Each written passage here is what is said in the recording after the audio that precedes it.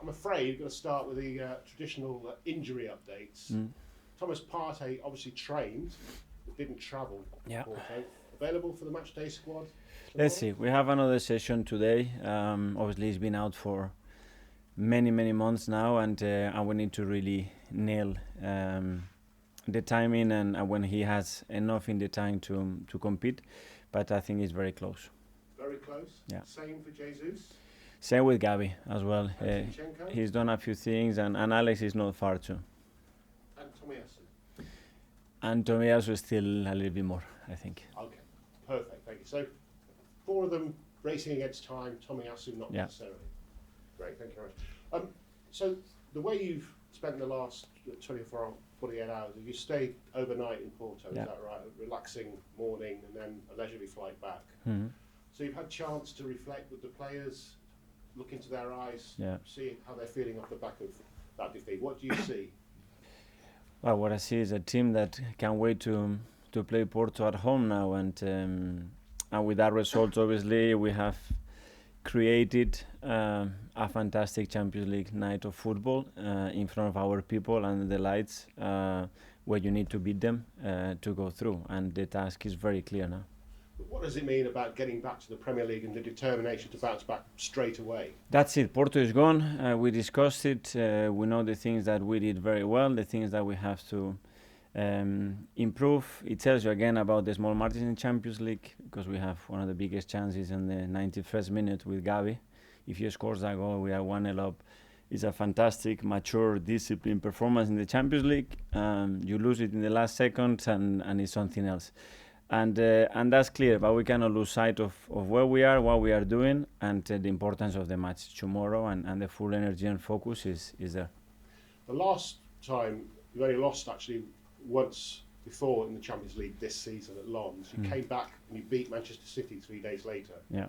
Looking for similar this time? That's the reaction that we need, and we want to create an atmosphere in the stadium from the beginning. And I ask everybody to go there tomorrow night with full energy, because the team is going to need it, and we are in a really good moment in the Premier League, and we want to continue to be there, and tomorrow's game is vital to achieve that.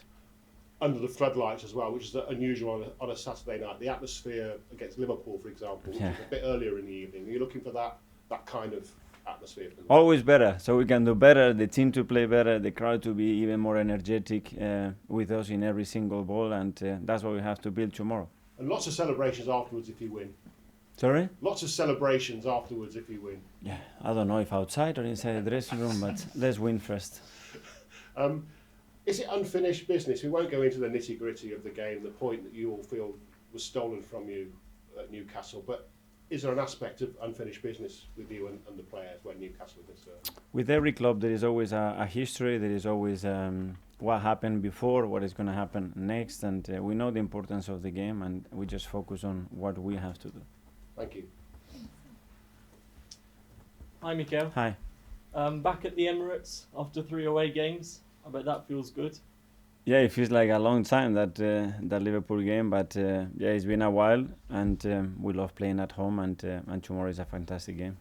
What's the difference between the Arsenal that lost 1-0 at St James's Park and the Arsenal going in tomorrow's game? Well, let's see tomorrow. Even them as well, they have changed a little bit. I think they have a few players that they might not be available. The same with us. So let's see, every game is very different, and the approach sometimes away and at home can change. Are you expecting Newcastle to have a similar approach to Porto, maybe? And in that case, how are you going to deal with that? I don't know, because normally they have a very different approach to game, especially when they don't have the ball. So two very different teams, I think. Are you going to use that defeat against Porto to get an extra bit of motivation, or do you want to forget about that and think about what you've done in the Premier League in recent weeks? What happened there in another competition is there. What you cannot deny is that what is in your tummy after a defeat, and that we have to use it in a really powerful way to be even better. Thank you, Mikel. Thanks, Ian. Hi, Mikel. How are you? I'm very good, you? Timber, are we going to see him back before the end of the season? I really hope so. He's doing really well. He's been with some players around now on the pitch. He's going to start to do some bits with us in the next week or so. and then we have to see how that evolves, how his confidence level, his fitness level, and hopefully the answer is yes. Because it seems now as we come towards the real run-in, and after this weekend, you, Liverpool and City will all have played the same number of games. Your squad is in the best shape at the moment, fitness-wise. You know, there are injuries at City, more injuries at Liverpool than both. But barring Timber, it looks like within the next week or two, you could have almost a fully fit squad to choose from. Yeah, obviously we have missed some big players, and we still are, but you have to adapt to that. Obviously, we want them back. We need them back as quick as possible, and we know the impact that those players are going to have when we have the full squad ready. 11 goals in the last 2 league games. Has that answered all the critics who were telling you during January, you've got to go and buy a striker, you've got to go and buy Ivan Toney, you've got to go and get somebody to put the ball in the back of the net? No, I think it shows that the team has the ability to score goals and to share the goals, and that we have to do it consistently, and that's the demands at the end of the season. You're going to have to score certain amount of goals and not concede certain amount of goals in order to have the best chance to win titles, and that's undeniable. What is it about Newcastle as well the last sort of couple of seasons, or certainly last season and then St James's Park earlier this season, that makes them so difficult for you to beat? Because it's looked like those games are very sort of close between the two of you. But they are a really good team. They are very well coached. They are fantastic players. They have great spirit within the team, and they are difficult to beat for us and for many opponents. And last one, you've beaten City and Liverpool this season already in the Premier League. Many people would still see you as being the outsiders of the 3 to win the title. Are you in the position right now, though, that you would love to be in? Well, I think we are in a really good position, and we are where we want to be. I don't know, we can be better. As I said before, I think the most important thing is that we continue to believe, to perform at the level that we are doing, and we have the squad available. And if we have those 2 things, we're going to give a real go. Hi, Mikel. We spoke to Declan after the game on Wednesday, and he was talking a bit about this team sort of learning some sort of savviness and, you know, the element of the dark arts that you get in the game. Is that something you feel the team needs to maybe develop as they sort of mature as players, that sort of bit of edge?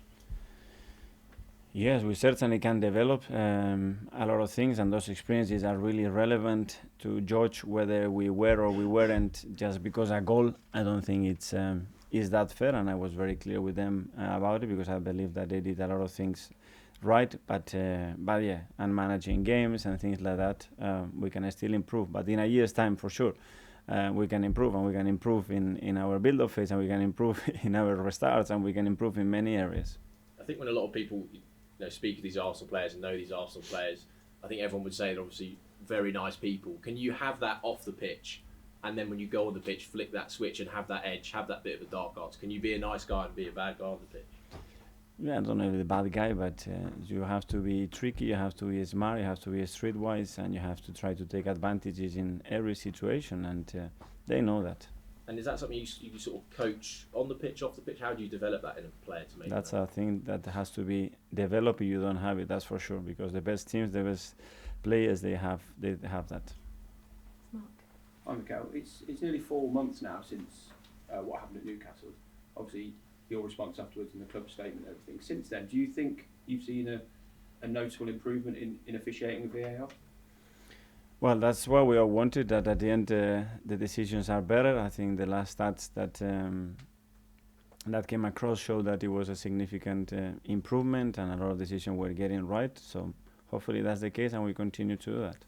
Your response at the time was criticised by some, but do you feel you being able to talk about it and bringing it up like that has helped that whole conversation around it? I don't know. I talked the way I felt, and I was very straight. And I did it in a way that it was pretty strong, but within the law, because I didn't get charged for that. So that says the story. Kaya. Hi, Miguel. Hi. On Wednesday, it was obviously quite a stop-start game. There was lots of fouls. I think the ball was in play for about 50%. Quite similar to the home game against Newcastle last year. You said that your team can learn to do better and will learn from those situations. What do you think they can learn between Wednesday and potentially a similar test on Saturday? Well, we have to learn, but as well we need the game to be managed in the right way, and that's not for us to do, and that's for the referees to do, and we leave it for them because it's obvious again what happened on Wednesday, and we have to deal with that, and we have to be ready for that. But at the end, it's their job, and they have to manage that. And before the Nottingham Forest game, you spoke, obviously, last season there was that desire for revenge. You said everyone could feel it in their stomachs going into the game. Have you sensed a similar atmosphere amongst your players this time going to the Newcastle match? Well, I could sense in the dressing room straight away that we wanted to play the next day if possible, and after that defeat, that's the feeling that you get. And I'm sure when they come back in an hour or two, I'm going to be seeing that desire again. Thanks, John. Mikel, 13 games to go this season. This stage last season, it was the Bournemouth game, that dramatic 3-2 win, where it felt like there was a lot of emotional energy had been spent already.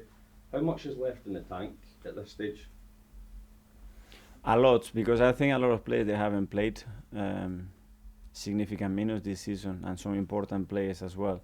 So I can sense that there are still 5 or 6 that they have still a lot to effort to the team.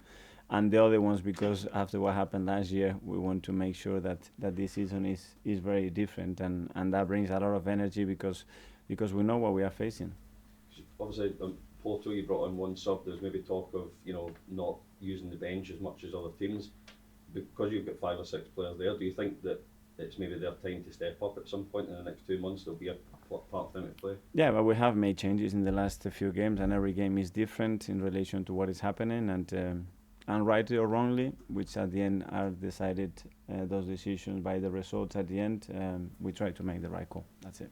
Just finally, how different does it feel approaching the run-in compared to last season?